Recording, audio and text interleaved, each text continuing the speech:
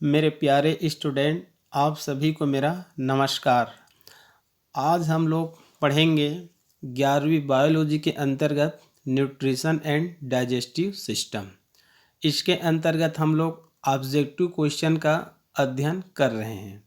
इससे पहले कहना चाहिए 3 ऑब्जेक्टिव क्वेश्चन का हम लोग अध्ययन कर लिए हैं और ये कहना चाहिए चौथा ऑब्जेक्टिव क्वेश्चन है। इस चैप्टर के अंतर्गत हम लोग लगभग 200 ऑब्जेक्टिव क्वेश्चन का अध्ययन करेंगे। ठीक है, तो ऑब्जेक्टिव क्वेश्चन के अंतर्गत ये मेरा चौथा वीडियो है। क्लियर? यदि आप कहना चाहिए नीट बायोलॉजी का तैयारी कर रहे हैं तो विशेष रूप से आप मेरे यूट्यूब चैनल से आप जुड़िए और आप मेरे जो भी वीडियो है उसको आप अधिक से अधिक देखने का प्रयास कीजिए, क्योंकि यहाँ पर आपको थ्योरिकल एंड ऑब्जेक्टिव दोनों ही प्रकार के क्वेश्चन मिलेंगे। ठीक है, और यहाँ पर जो ऑब्जेक्टिव क्वेश्चन है वो भिन्न कहना चाहिए स्टेट में या फिर लगभग पिछले 15 वर्ष में आए हुए जो नीट एग्ज़ाम हो, चाहे पीएमटी का एग्ज़ाम हो, चाहे एपीआई पीएमटी हो या बीएचई हो या फिर अन्य राज्यों के जो स्टेट में जो पीएमटी होते थे उनका यहाँ पर आपको ऑब्जेक्टिव क्वेश्चन मिलेगा। क्लियर?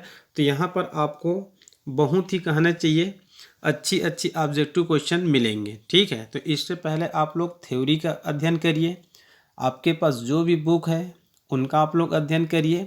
उसके बाद मेरे जो यूट्यूब चैनल है, ठीक है, उसमें आप वीडियो का अध्ययन करिए और उसके बाद आप अधिक से अधिक ऑब्जेक्टिव क्वेश्चन को प्रैक्टिस करिए। क्लियर? तो यहाँ पर देखते हैं पाचन की कार्यकी मतलब फिजियोलॉजी ऑफ डाइजेशन। तो यहाँ पर हम लोग विशेष रूप से जो फूड मटेरियल होती है उनकी पाचन कैसे होती है, किस एंजाइम की आवश्यकता होती है, उनसे संबंधित यहाँ पर कुछ ऑब्जेक्टिव क्वेश्चन का अध्ययन करेंगे। क्योंकि कहना चाहिए इनका जो अध्ययन है उसको हम लोग थ्योरिकल वीडियो में इतने अच्छे से कर लिए हैं कि यहाँ पर और ज़्यादा ऑब्जेक्टिव अध्ययन करने की आवश्यकता नहीं है। क्लियर? तो यहाँ पर देखते हैं पहला क्वेश्चन, फ्रुक्टोज का अवशोषण। फ्रुक्टोज एक प्रकार का कहना चाहिए कार्बोहाइड्रेट है। ठीक है, डाइसेकेराइड है। डाइसेकेराइड के अंतर्गत सुक्रोज, माल्टोज, लैक्टोज आते हैं। तो फ्रुक्टोज का अवशोषण आंत की म्यूकोसा सेल्स में से होकर रक्त में किस क्रियाविधि के द्वारा होता है? जैसे कि जो कार्बोहाइड्रेट होते हैं, स्टार्च होते हैं, उनका पाचन होता है। पाचन होने के बाद वो कहना चाहिए सबसे लास्ट में जो ग्लूकोज, फ्रुक्टोज, गैलेक्टोज ये कार्बोहाइड्रेट की सबसे छोटी अणु होती है, उसमें कहना चाहिए टूट जाएंगे। क्लियर? तो ये जो ग्लूकोज, फ्रुक्टोज, गैलेक्टोज ये तीनों ही कहना चाहिए मोनोसेकेराइड है, डाइसेकेराइड नहीं है। ये कहना चाहिए मोनोसेकेराइड है। तो मोनोसेकेराइड का कहना चाहिए अंत में हमारी जो आहार नाल की दीवार होती है उनमें जो कहना चाहिए म्यूकोसा में जो सेल्स होती है वो उनको कहना चाहिए अवशोषण करते हैं और उसके बाद कहना चाहिए ये ब्लड सर्कुलेटरी सिस्टम के माध्यम से ब्लड में चले जाते हैं। क्लियर? तो यहाँ पर ये देखना है कि रक्त में किस क्रियाविधि के द्वारा ये होता है। तो यहाँ पर उत्तर क्या है? डी है। यहाँ पर उत्तर क्या मिलेगा? डी मिलेगा। इसको कहते हैं सुसाध्य परिवहन। क्या कहते हैं इसको? सुसाध्य परिवहन। मतलब ये सामान्य विसरण भी नहीं है, सक्रिय परिवहन भी नहीं है, तो और सह परिवहन भी नहीं है। ये क्या है? सुसाध्य परिवहन। मतलब जो आंत की जो म्यूकोसा सेल्स होती है उसमें वास्तव में कहना चाहिए सोडियम धन आयन पाए जाते हैं। क्या पाए जाते हैं? सोडियम धन आयन पाए जाते हैं। वही कहना चाहिए फ्रुक्टोज का क्या करते हैं? अवशोषण करते हैं। और इसके बाद जो परिवहन होती है उस परिवहन को क्या कहा जाता है? सुसाध्य परिवहन कहा जाता है। क्लियर? अब देखते हैं अगली क्वेश्चन,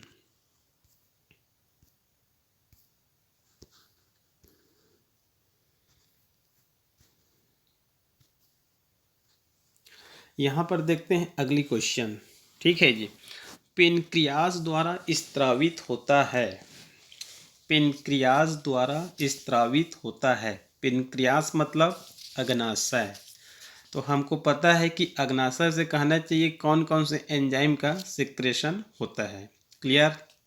एक होता है पेनक्रिएटिक टाइलिन या एमाइलेज, सेकंड होता है पेनक्रिएटिक लाइपेज, तीसरा होता है ट्रिप्सिन और चौथा होता है कीमोट्रिप्सिन। एक कार्बोक्सी पेप्टाइडेज भी होते हैं जिनका उल्लेख कहना चाहिए अधिकांश जगह नहीं होता है। इनमें कहना चाहिए ये चारों तो हमको पहले से ही याद है, मतलब एमाइलेज, लाइपेज, ट्रिप्सिन, कीमोट्रिप्सिन, लेकिन याद रखेंगे इसमें एक प्रो कार्बोक्सी पेप्टाइडेज भी होते हैं, प्रो कार्बोक्सी पेप्टाइडेज भी होते हैं जिनका उल्लेख अधिकांश जगह नहीं होता है। क्लियर। तो यहाँ पर उत्तर क्या मिलेगा? एमाइलेज। यहाँ पर उत्तर क्या मिलेगा? एमाइलेज। ठीक है जी। ये टाइलिन या एमाइलेज है जो कहना चाहिए लाल रस में भी पाई जाती है। क्लियर। अगली क्वेश्चन है, भोजन का अधिकतम पाचन तथा अवशोषण कहाँ होता है? फूड मटेरियल का सबसे अधिक डाइजेशन एवं सबसे अधिक अवशोषण कहाँ होता है? तो इसका कहना चाहिए सामान्य उत्तर है छोटी आंत। क्या है इनका सामान्य उत्तर? स्मॉल इंटेस्टाइन है, क्योंकि आमाशय गलत, बड़ी आंत गलत, सीकम गलत। तो उत्तर क्या है यहाँ पर? छोटी आंत रहेगा। बड़ी आंत में कहना चाहिए भोजन का पाचन ही नहीं होता है, आमाशय में कंप्लीट पाचन ही नहीं होता है, सीकम में पाचन ही नहीं होता है। तो कहने चाहिए उत्तर क्या है यहाँ पर? छोटी आंत है। क्लियर। अगली क्वेश्चन है, आवश्यक रूप से पाचन शब्द का अर्थ होता है। आवश्यक रूप से पाचन शब्द का क्या अर्थ होता है? तो सामान्य रूप से कहना चाहिए इनका अर्थ क्या होता है? भोजन के बड़े अणुओं का छोटे अणुओं में टूटना। डाइजेशन या फिर पाचन का शाब्दिक अर्थ होता है भोजन के बड़े अणुओं का छोटे अणुओं में टूटना। क्लियर। तो यहाँ पर कहना चाहिए जैसे कि उदाहरण देखते हैं, जो फूड मटेरियल होते हैं, क्या होते हैं? Food material. ठीक है। इस फूड मटेरियल में क्या होते हैं? कार्बोहाइड्रेट, प्रोटीन, फैट्स या लिपिड। क्लियर। तो कार्बोहाइड्रेट का बड़ा अणु क्या होता है? स्टार्च। ठीक है। बड़ा अणु कहना चाहिए ग्लाइकोजन भी होते हैं, सेल्यूलोज भी होते हैं, लेकिन पौधे में मुख्यतः कार्बोहाइड्रेट किस रूप में पाए जाते हैं? स्टार्च के रूप में पाए जाते हैं। क्लियर। तो कहना चाहिए स्टार्च क्या है? बड़े अणु है। ये कहना चाहिए डाइजेशन होते होते लास्ट में किस में टूटते हैं? मोनोसेकेराइड में टूटते हैं। मोनोसेकेराइड के अंतर्गत या तो कहना चाहिए ग्लूकोज या फिर फ्रुक्टोज या फिर गैलेक्टोज। उसी प्रकार से कहना चाहिए प्रोटीन। प्रोटीन स्वयं एक कहना चाहिए बड़ी अणु होती है, और प्रोटीन का एक अणु लगभग 20-22 अमीनो एसिड से मिलकर बने होते हैं। क्लियर। तो जो प्रोटीन होती है ये सबसे लास्ट में किस में टूटती है? अमीनो एसिड में टूटती है। किस में टूटती है? अमीनो एसिड में। ये एक ही बार कहना चाहिए अमीनो एसिड में नहीं टूटेगा, ये कहना चाहिए पहले पेप्टोन, उसके बाद प्रोटियोसेस, उसके बाद पेप्टाइड, पॉलीपेप्टाइड, डाईपेप्टाइड, मोनोपेप्टाइड से होते हुए अमीनो एसिड में टूटती है। क्लियर। ये जो कहना चाहिए लिपिड्स होते हैं, फैट्स होते हैं, ये डाइजेशन के बाद कहना चाहिए फैटी एसिड और ग्लिसरॉल, फैटी एसिड और ग्लिसरॉल, और कहना चाहिए मोनोग्लिसराइड्स, इसमें कहना चाहिए टूटती है। तो ये कहना चाहिए ये बड़ी अणु है। ठीक है। ये लास्ट में कहना चाहिए छोटी अणुओं में टूटती है। उसी को क्या कहा जाता है? डाइजेशन का शाब्दिक अर्थ क्या हुआ? भोजन का टूटना। वास्तव में भोजन के जो बड़े अणु होती है उसको छोटे अणुओं में टूटना ही क्या कहलाती है? डाइजेशन कहलाती है। क्लियर। अगली क्वेश्चन है, वसाओं का इमल्सीकरण होता है। वसाओं का इमल्सीकरण होता है। ये क्वेश्चन कहना चाहिए लगभग हम लोग 4-5 बार इसका अध्ययन कर चुके हैं। वसाओं का इमल्सीकरण किसके द्वारा होता है? बाइल साल्ट, मतलब पित्त रस में जो साल्ट होती है उसके द्वारा होती है। क्लियर। अगली क्वेश्चन है, सेकुलस रोटंडस पाया जाता है, सेकुलस रोटंडस पाया जाता है, तो ये कहना चाहिए खरगोश के इलियम में पाई जाती है। सेकुलस रोटंडस किस में पाई जाती है? खरगोश के इलियम में पाई जाती है। क्लियर। अगली क्वेश्चन है, ग्लूकोज को जब भोजन के रूप में लिया जाता है, ग्लूकोज को जब भोजन के रूप में लिया जाता है तब निम्न में से कौन सी क्रिया नहीं होती है? ग्लूकोज को जब भोजन के रूप में लिया जाता है तब यहाँ पर आपको बताना है इन चारों ऑप्शन में से कौन सी क्रिया नहीं होती है। तो यहाँ पर कौन सी क्रिया नहीं होती है? पाचन की क्रिया नहीं होती है। तो पाचन की क्रिया क्यों नहीं होती है? क्योंकि कहना चाहिए ये ग्लूकोज ऑलरेडी क्या है? पचे हुए भोजन है। क्योंकि डाइजेशन का शाब्दिक अर्थ क्या होता है?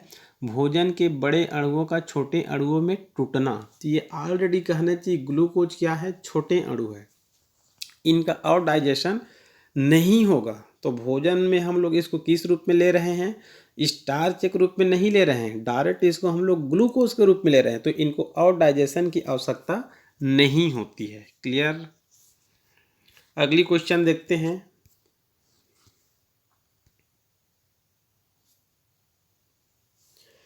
दूध की प्रोटीन पर रेनिन की क्रिया होने पर यह बदल जाती है। ये कहना चाहिए बहुत ही सामान्य क्वेश्चन है, क्योंकि हमको पता है अमाशय में रेनिन नामक एंजाइम पाई जाती है। ठीक है, ये जो रेनिन नामक एंजाइम होते हैं, दूध में पाए जाने वाले जो केसिन होते हैं उनका डाइजेशन करते हैं और इसको पैरा केसिन में क्या कर देते हैं? इसको चेंज कर देते हैं। क्लियर। तो रेनिन दूध में पाए जाने वाले केसिन उनको डाइजेशन करेगा और पैरा केसिन में क्या कर देगा? इसको चेंज कर देगा। क्लियर। अगली क्वेश्चन है, लैक्टियल से संबंधित है, लैक्टियल से संबंधित है। आप लोगों को मैं पहले ही बताया था, जो कहना चाहिए आंत में एक आर्गन पाई जाती है उसको हम लोग क्या बोलते हैं? विलाई कहते हैं। क्या कहते हैं? विलाई। ठीक है जी, विलाई कहना चाहिए आंत की एक विशेषता होती है और ये भोजन के अवशोषण क्षेत्र को 8 से 10 गुना क्या कर देती है? ये बढ़ा देती है। ये जो लैक्टियल्स होती है, ये लैक्टियल्स कहना चाहिए विलाई में ही प्रेजेंट होती है और वसा का क्या करती है? ये संश्लेषण करती है। लैक्टियल्स कहना चाहिए एक केंद्रीय लसिका वाहिनी होती है, सेंट्रल लिप डक्ट होती है, जो कहना चाहिए वसाओं को क्या करती है? संश्लेषण करती है। इतना तो पहले से हम लोग अध्ययन कर लिए हैं अपने थ्योरिकल वीडियो में, लेकिन यहाँ पर देखिए लंबी श्रृंखला वाले वसा का अम्लों का अवशोषण से या फिर छोटी श्रृंखला वाले वसी अम्लों के अवशोषण से।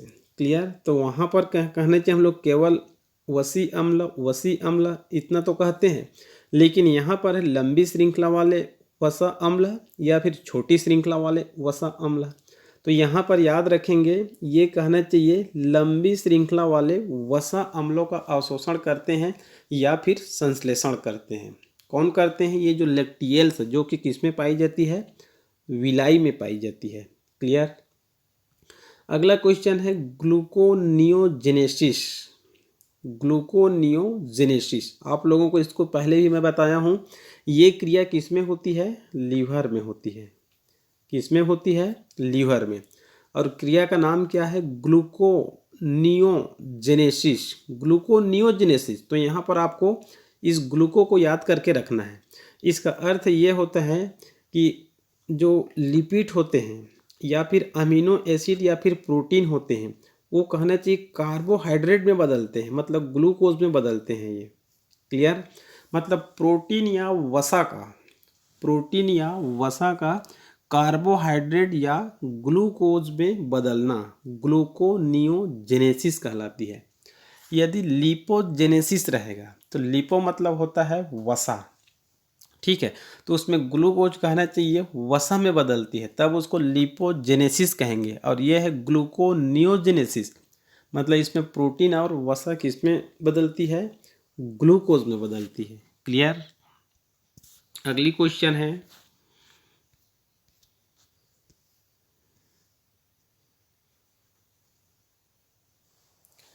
अगली क्वेश्चन देखते हैं। जठर रस में उपस्थित किस तत्व के कारण टाइलिन अक्रियाशील हो जाता है?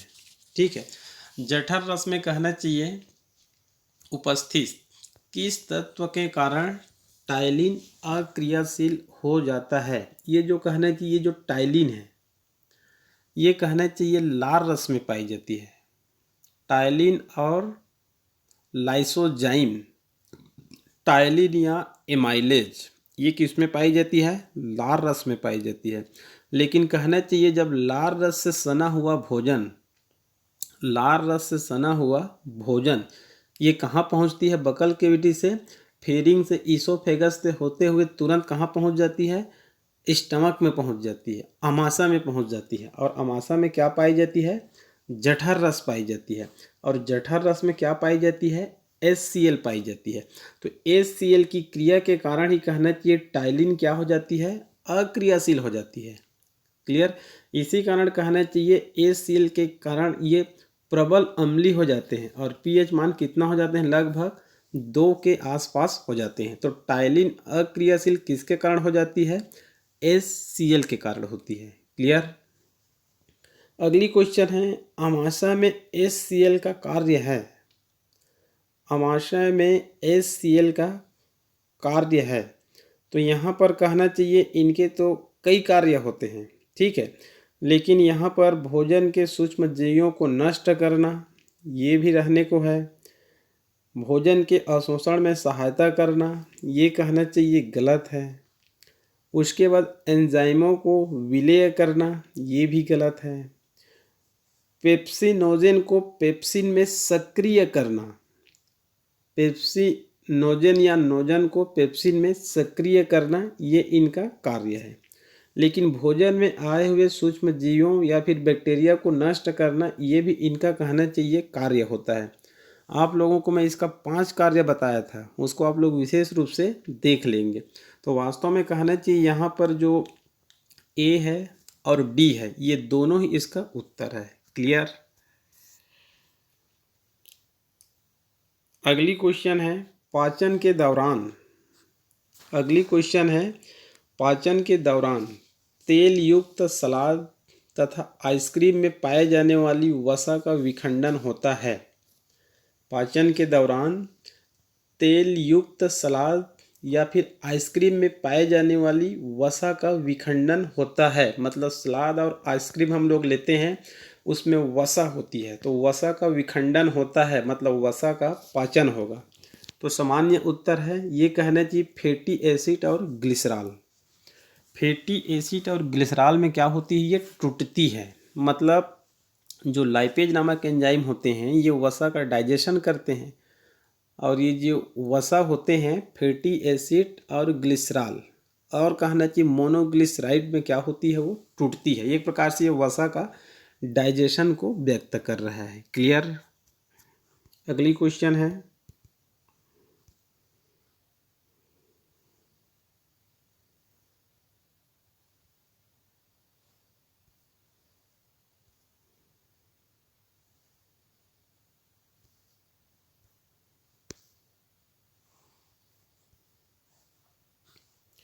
अगली क्वेश्चन देखते हैं। घोड़े और खरगोश में सेल्यूलोज का पाचन कहाँ होता है? हॉर्स और रैबिट, घोड़े और खरगोश में सेल्यूलोज का पाचन कहाँ होता है? तो इसका सामान्य उत्तर है सीकम। कहाँ होता है? सीकम में। क्लियर? अगला क्वेश्चन है, अमाशय का वह भाग जो डिओडिनम में खुलता है। अमाशय का वह भाग जो डिओडिनम में खुलता है, तो उत्तर क्या है? ये पाइलोरिक। क्योंकि जो अमाशय होता है 3 भागों में बटी होती है। प्रथम पार्ट को क्या बोलते हैं हम लोग? कार्डिएक। सेकंड को क्या बोलते हैं हम लोग? फंडिक या फंडस। और लास्ट पार्ट को क्या बोलते हैं हम लोग? पाइलोरिक। ठीक है जी, कार्डिएक, फंडस या फंडिक, और तीसरा क्या होता है? पाइलोरिक।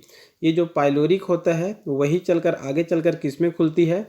डिओडिनम में खुलती है। और उसके बाद डिओडिनम, जेजुनम, इलियम। इलियम कहना चाहिए आगे चलकर किस में खुलती है? कोलन में खुलती है, मतलब एसेंडिंग कोलन। क्लियर। उसके बाद आगे क्वेश्चन है,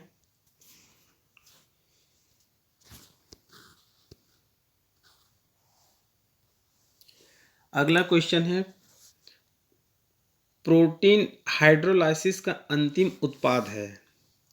प्रोटीन हाइड्रोलाइसिस का अंतिम उत्पाद है। तो अंतिम उत्पाद क्या होता है? अमीनो एसिड होता है। क्या होता है? Amino acid. क्योंकि पेप्टाइड्स का कहना चाहिए अंतिम उत्पाद नहीं है, ये मध्य की उत्पाद है। और ये शर्करा तो कहना चाहिए गलत है। और 25 अमीनो अम्ल ये भी कहना चाहिए गलत है। यदि इसको कहना चाहिए 20 या 22 लिख देते तब इनके ऊपर विचार कर सकते थे। लेकिन प्रोटीन का हाइड्रोलाइसिस किया जाता है, जल अपघटन किया जाता है, तो इसमें क्या मिलता है? अमीनो एसिड ही मिलेगा। क्योंकि जो प्रोटीन होता है लगभग 20-22 अमीनो एसिड से ही मिलकर बना होता है। तो जनरली तौर पर प्रोटीन का हाइड्रोलाइसिस करेंगे तो केवल अमीनो एसिड ही प्राप्त होगा। ठीक है। अगला क्वेश्चन है पित्त की स्त्रावित मात्रा। पित्त की स्त्रावित मात्रा निम्न में से किसकी मात्रा के अनुपात में होती है? ये कहना चाहिए इसी संबंधित सेकंड क्वेश्चन है। ठीक है। मतलब हमारे शरीर में जो पित्त होती है, मतलब पित्त रस होती है, इनका सेक्रेशन किससे होता है? लीवर से होता है। बाइल जूस कहते हैं। ठीक है। तो कहना चाहिए हमारे शरीर में जितनी वसा होती है उतनी ही कहना चाहिए पित्त की मात्रा क्या होती है? स्त्रावित होती है। मतलब हम यदि कहना चाहिए वसा युक्त भोजन ज़्यादा लेते हैं, वसा युक्त भोजन यदि हम ज़्यादा लेते हैं तो कहना चाहिए पित्त रस की सेक्रेशन क्या होती है? ज़्यादा होती है। यदि कहना चाहिए कम वसा युक्त भोजन लेते हैं या फिर हमारे शरीर में कम वसा है जिनको डाइजेशन की आवश्यकता है, तो कहना चाहिए कम मात्रा में क्या बनेंगे? पित्त रस बनेंगे। क्लियर। अगली क्वेश्चन है निम्न में से पाचक एंजाइम व पदार्थ का कौन सा जोड़ा सही है? तो यहाँ पर कहना चाहिए चारों ऑप्शन को देखेंगे। ठीक है। पाचक एंजाइम व पदार्थ का कौन सा जोड़ा सही है? तो पहला देखते हैं रेनिन और प्रोटीन।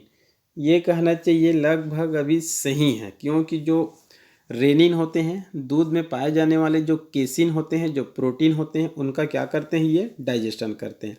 तो रेनिन एंजाइम है और प्रोटीन की क्या करती है? डाइजेशन करती है। तो ये कहना चाहिए सही जोड़ा है।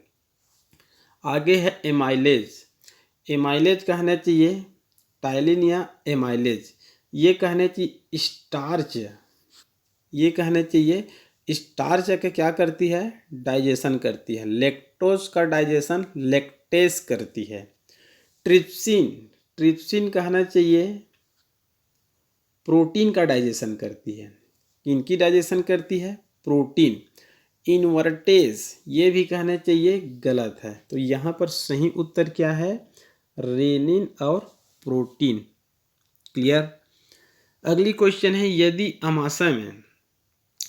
अमाशय में पीएच उदासीन कर दी जाती है तो किस पदार्थ का पाचन सर्वाधिक प्रभावित होगा?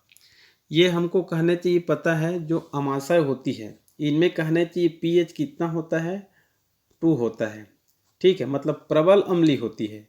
ठीक है। तो यदि कहना चाहिए जो pH 2 होती है उसको हम लोग कितना कर देते हैं? 7 कर देते हैं, मतलब उदासीन कर दिया जाता है। तो किस पदार्थ का डाइजेशन प्रभावित होगा या सर्वाधिक प्रभावित होगा? तो यहाँ पर कहना चाहिए, तो यहाँ पर हमको देखना है कि कौन सा पदार्थ का डाइजेशन प्रभावित होगा। तो यहाँ पर उत्तर क्या है? प्रोटीन का। क्या है यहाँ पर?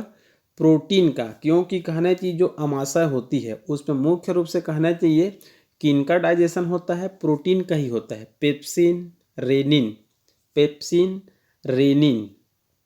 ठीक है जी। ये जो पेप्सिन होती है और ये रेनिन होती है मुख्य रूप से प्रोटीन का ही कहना चाहिए क्या करते हैं? डाइजेशन करते हैं। तो कौन सबसे अधिक प्रभावित होगा? जिनका डाइजेशन होता है।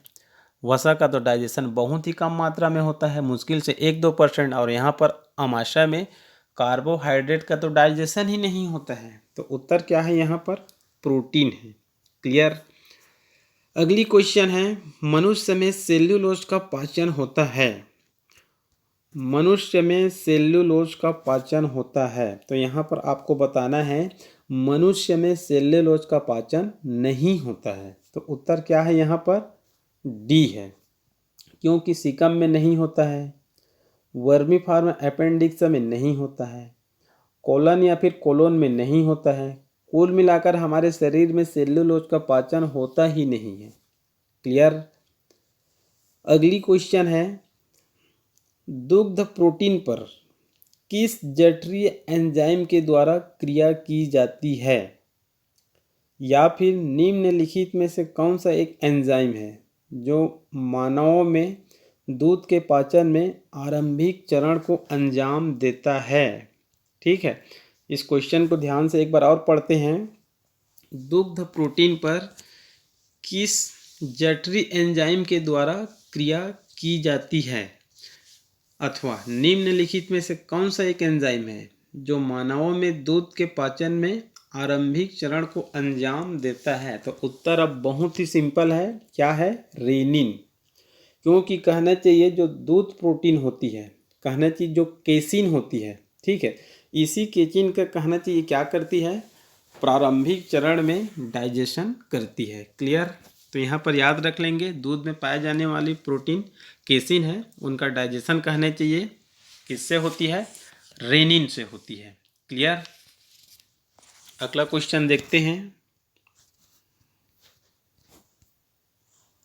यहीं पर इस वीडियो को समाप्त करते हैं। इसके बाद कहना चाहिए पाचन की क्रिया, मतलब न्यूट्रिशन एंड डाइजेस्टिव सिस्टम के ही अंतर्गत कुछ कहने चाहिए गैस्ट्रो इंटेस्टाइनल हार्मोन या फिर जो डाइजेस्टिव एंजाइम होते हैं, उसके बारे में हम लोग आगे वीडियो में अध्ययन करेंगे। ठीक है जी, तो आज के लिए केवल इतना ही।